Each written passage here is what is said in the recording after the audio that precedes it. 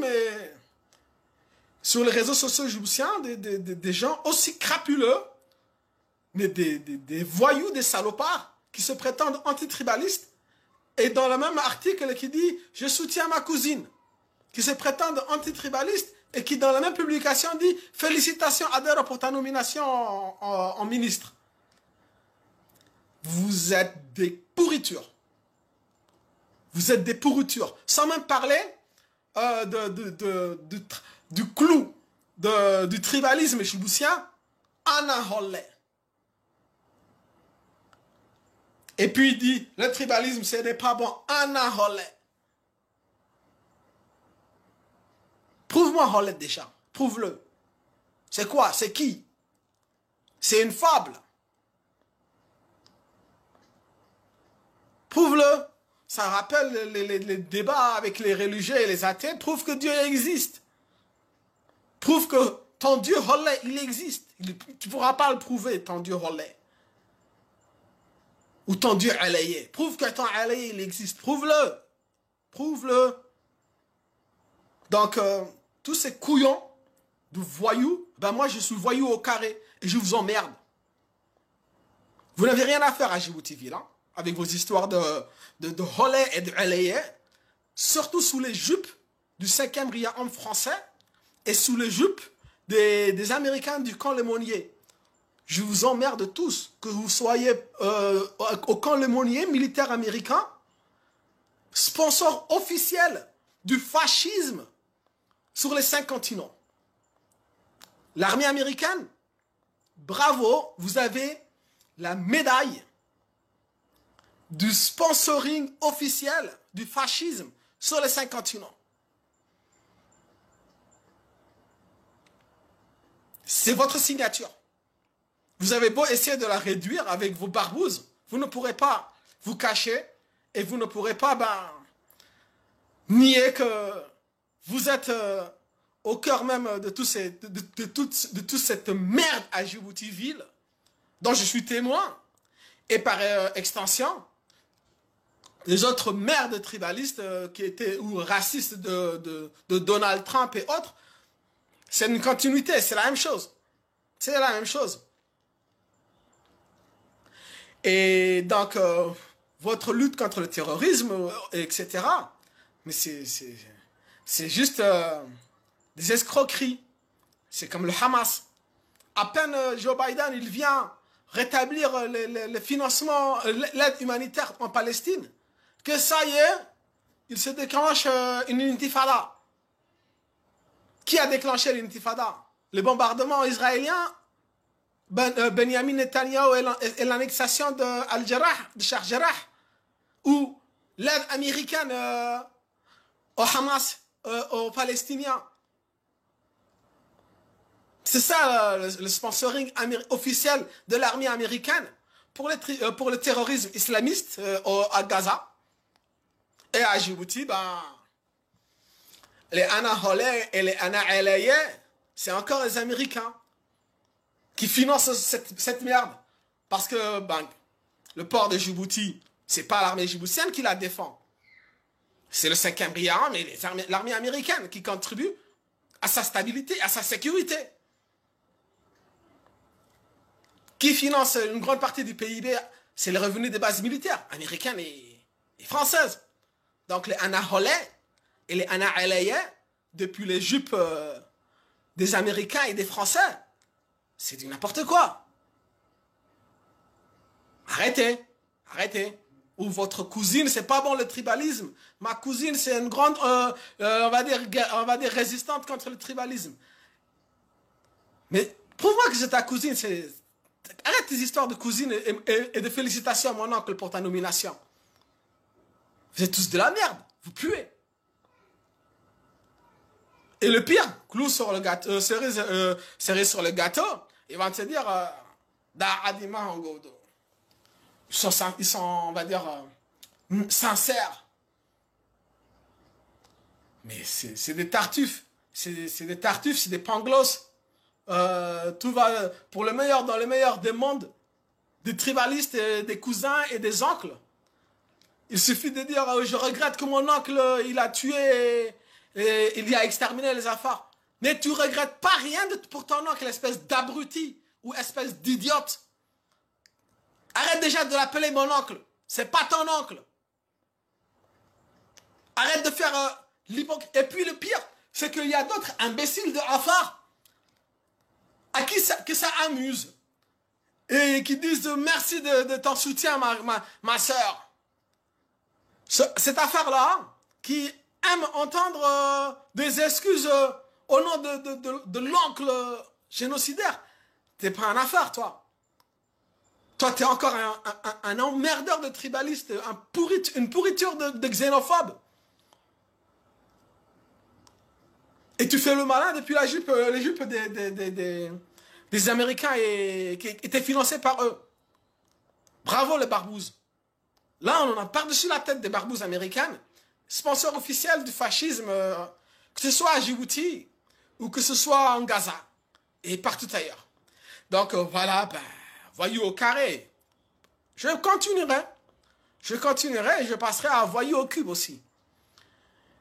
Et puis, Anna Alaya retourne te cacher derrière les Américains et les Français.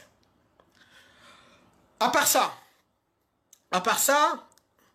il y avait aussi ma volonté de venir manifester à Djibouti de manière publique, c'est-à-dire exprimer mon rejet de Ismaël Ahmed Guelleh, on va dire, dans la rue. C'est-à-dire plus qu'ouvertement sur les réseaux sociaux, c'est-à-dire plus qu'une dénonciation orale sur les réseaux sociaux, mais complètement, venir le dire, on va dire, sur des lieux publics. Parce que ici, sur les réseaux sociaux, je suis encore chez moi, dans ma chambre, qui est un lieu privé. Donc, je viendrai sur un lieu public. On va dire que, bon, les réseaux sociaux, c'est à cheval entre public et privé. Vidéo, elle a été tournée dans un lieu privé et elle est invisible dans un lieu public. Mais bon, je viendrai sur des lieux publics dire non au 5e mandat. Et je viendrai emmerder les Anna Alaya et les Anna Holley. Parce que moi, je ne voudrais pas d'Anna Alaya ni de Anna Holley à côté de moi pour manifester. Je ne voudrais même pas qu'ils me prennent en photo et qu'ils témoignent que, à Djibouti, il y avait eu un certain Gassad Rahim qui a eu des problèmes avec le régime. On va dire, je ne prends pas d'alliance avec, ou des Anna Debné. Debné, c'est pareil aussi, hein. Tous ces tribalistes-là, je ne m'associe pas avec eux. Leur plus gros souci, ils représentent des intérêts communautaires. Et les intérêts communautaires qu'ils représentent, je suis tout simplement en conflit frontal avec eux, puisqu'ils représentent tout bêtement les intérêts communautaires du TFAI, du territoire français des Afars. Et moi, je suis un natif de la République de Djibouti. La République de Djibouti est venue après. Et donc, territoire des Afars et ça, c'est terminé. Le communautarisme Afar et Issa, Debné Holley, Alaye, c'est terminé. Donc, avec ces gens-là, je suis en conflit. Et puis, c'est simple à comprendre, hein, que le meilleur gagne. Ça va être une affaire de pouvoir. On va voir qui s'organisera le mieux, qui va être le plus convaincant, qui va être le plus intelligent et qui va être le plus juste. Et puis voilà.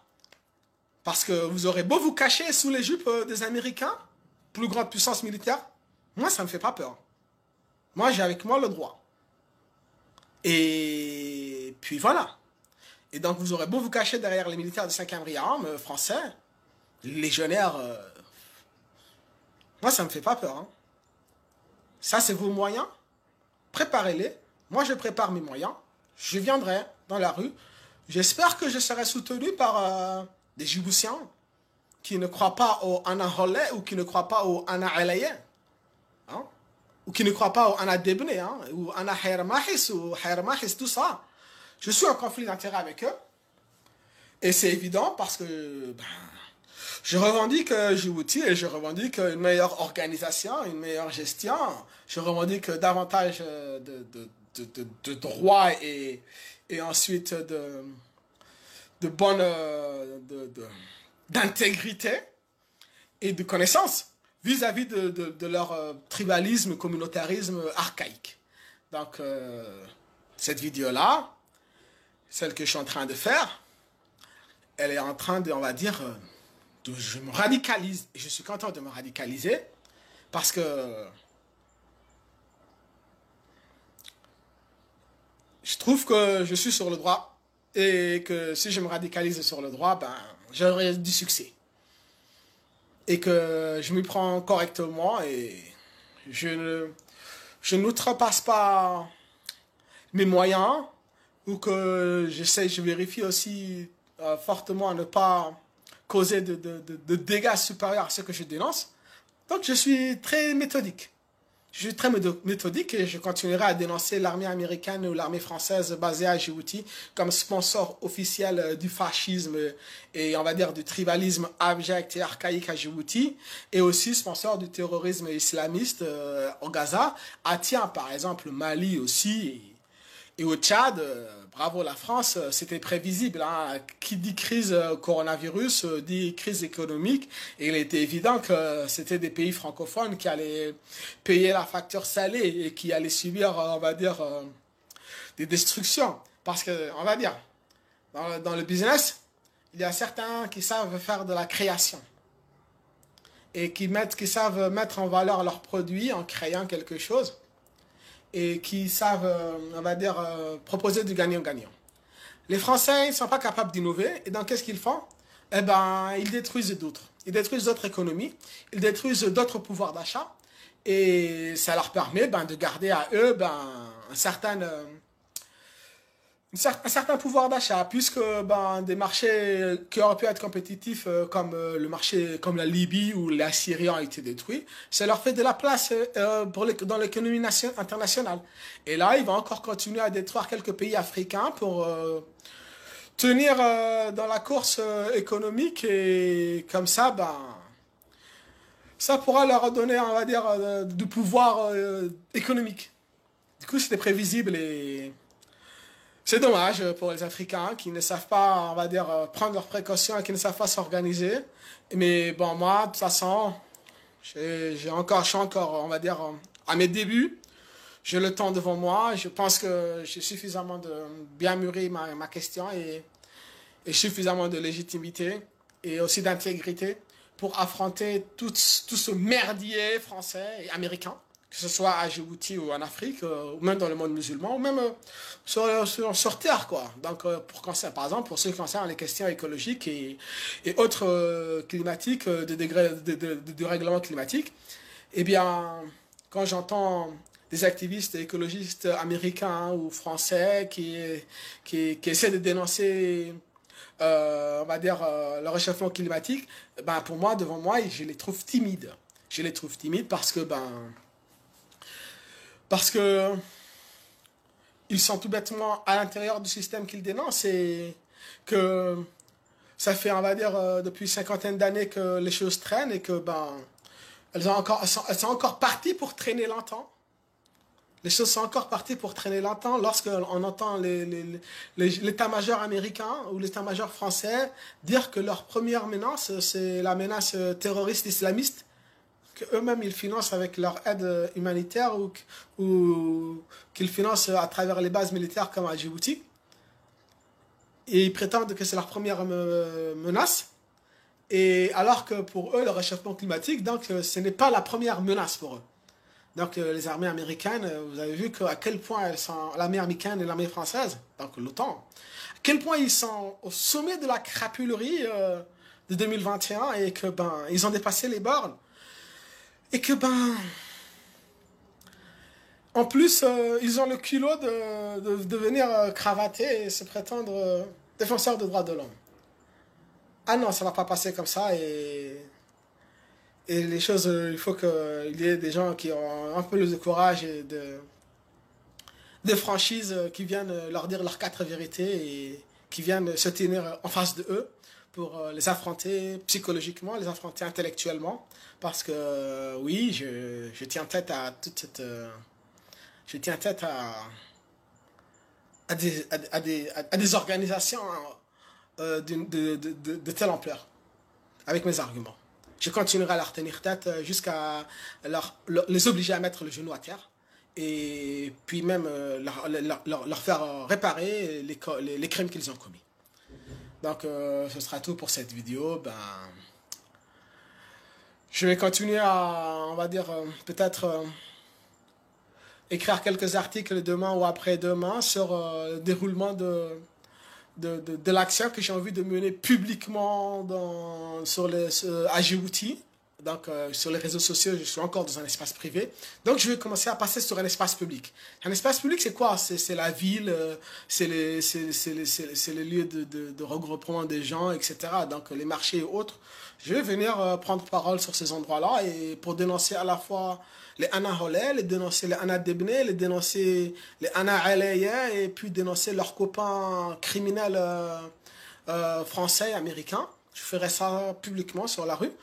Et si j'ai des soutiens, ce sera tant mieux, parce que mon plus grand soutien, pour moi, c'est le droit. Et tant que j'ai avec moi le droit, je n'ai pas peur. Je sais que je vais gagner, même si je suis seul face à 7 milliards d'individus. La démagogie, je ne céderai pas à la démagogie. Je ne céderai pas à la démagogie, parce que céder à la démagogie, ce n'est pas de la démocratie, ce n'est pas avoir fait participer